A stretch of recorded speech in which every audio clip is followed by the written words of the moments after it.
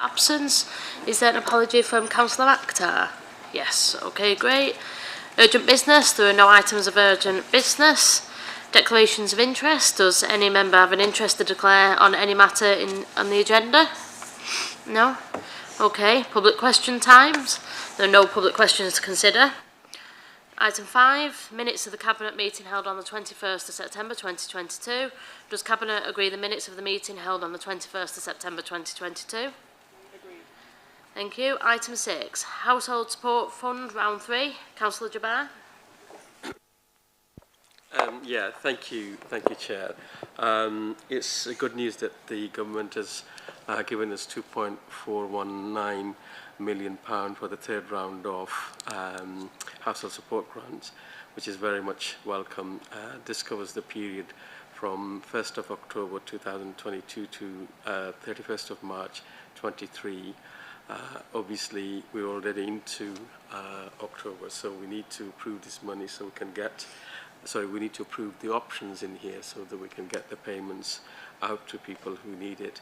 The different thing this time, Chairman, is this, that if you look at 1.2, there are no restrictions, which is very much welcomed. But clearly, we would have hoped that given the circumstances and the cost of living that is having a real financial impact on many households, this fund could have been more. But despite that, we still welcome this. The option before you, which has been recommended, is on page 12 of the report that sets out how this money is going to be spent. I'm happy, Chair, if there are any colleagues who would like to ask a question, then I'm happy to answer that. But broadly, similar kind of expenditure, so spending it on people who get free school meal, giving them £15 per week during the half terms and £20 per week during the Christmas period is the bulk of the money, and the rest of it is explained on page 12 of the report. So welcome the money, welcome the fact there are no restrictions in how to spend it, but would have obviously hoped that there would have been more given the circumstances that we find ourselves in. Thank you. Thank you, Councillor Jabbar. Any questions or comments? No? Okay, well, welcome the report as well. Obviously, we would have liked more money, but this ties in with our We Can Help campaign. We know families and a lot of our residents are going to struggle over the next 6 months, and this money, certainly over the half term, will make quite a tangible difference to a lot of residents across Oldham. Does Cabinet agree with the recommendations in the report? Agreed. Thank you. Item 7, grant acceptance for the City Region Sustainable Travel Settlement Quality Bus Transit Corridor, which is my paper. The report outlines the value of the Quality Bus Transit grant available to the Council and outlines the step we need to take to ensure we develop the scheme in the appropriate timescale. Delivering reliable bus services along this corridor is a key aspiration of ours and of Transport for Greater Manchester. We know that an awful lot of residents across Greater Manchester are reliant on the bus. A lot of our residents don't have a car and are reliant on the bus for school, for work, to see family, friends, shop, and for health services. We hope that partner with the new CAT bus fare, which is just £2 per fare, and we hope that this will make a difference to the service that our residents receive across Oldham. Does Cabinet agree the recommendations are set out in the report? Agreed. Thank you. Item 8, future contracting tender arrangements for residential and dual registered care homes. Councillor Brownridge. Thank you, Chair. This is just to issue new tender contract arrangements to care homes. Obviously, the things that we commission directly, we have date back to 2011. There's been quite a lot of changes, as we know, in adult social care at the moment, so that needs revising to reflect what's going on. But there's also other homes that are commissioned by what is now the ICB. So this is an opportunity, and those contracts are time limited, and they ran out, having been extended once this March, so we need to get that sorted out for next financial year. This gives the opportunity to have a communal tendering process, contract process against all the care homes in the borough. So it's comparatively straightforward, I think. Any technical questions, I'm sure Jane will answer. But that's the principle. It's just tidying up and reflecting the changes in provision and the care that have happened since 2011. Thank you, Councillor Brownridge. Any questions or comments? No? Does Cabinet agree the recommendations as set out in the report? Agreed, thank you.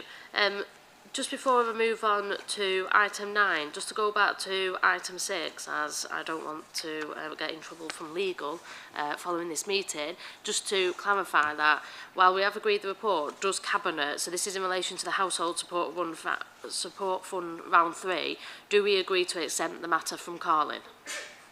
Is that agreed? Agreed. Chair, the reason is that we need to make payments to schools tomorrow. So that's the reason we were asking for this, because obviously some schools have already broken up, like North Chad, but other schools they close for half term from Monday, and we need to make sure that payment reaches to them during that time. That's the reason, Chair. Thank you. Okay, great. If that's agreed, then we'll move on to item 9, which is accessible Oldham Henshaw Street. So the latest accessible Oldham report seeks to address in further detail the next stage of the works programme, all of which will make Oldham Town Centre a more accessible place by improving pedestrian access links and connectivity of the town centre. Accessible Oldham is just one strand of our Creating a Better Place programme to regenerate the town centre, build more home for Oldhamers, create new jobs, rejuvenate Tonfield Market and to create a town centre linear park. Cabinet will consider the recommendations at item 12 of the agenda. Any questions or comments? No? Okay, item 10. Positive Steps contract extension for targeted youth support, lots 2 and 3. Councillor Moores. Thank you. In April 2020, Positive Steps were awarded 2 contracts within the targeted youth support service offer. These were Lot 2, the Youth Justice Service, and Lot 3, which covers young carers, targeted careers advice, and missing from home return interviews. These services offer support and guidance for some of our most vulnerable young people. Both contracts were awarded for an initial period of 2 years with an option to extend up to a maximum period for a further 12 months to the 31st of March 2023. This paper seeks permission to utilise Regulation 72(1)(b) of the Public Contracts Regulation 2015 to allow a further extension of 12 months from the 1st of April 2023 until the 31st of March 2024. We are requesting this extension as Positive Steps have been in the process of selecting a new CEO, and this would allow us to build a positive relationship with that new CEO. Thank you. Thank you, Councillor Moores. Does anybody have any questions or comments on the report? No? Okay, Cabinet will consider the recommendations at item 13 of the agenda. Item 11 is exclusion of the press and public. Moved. Seconded.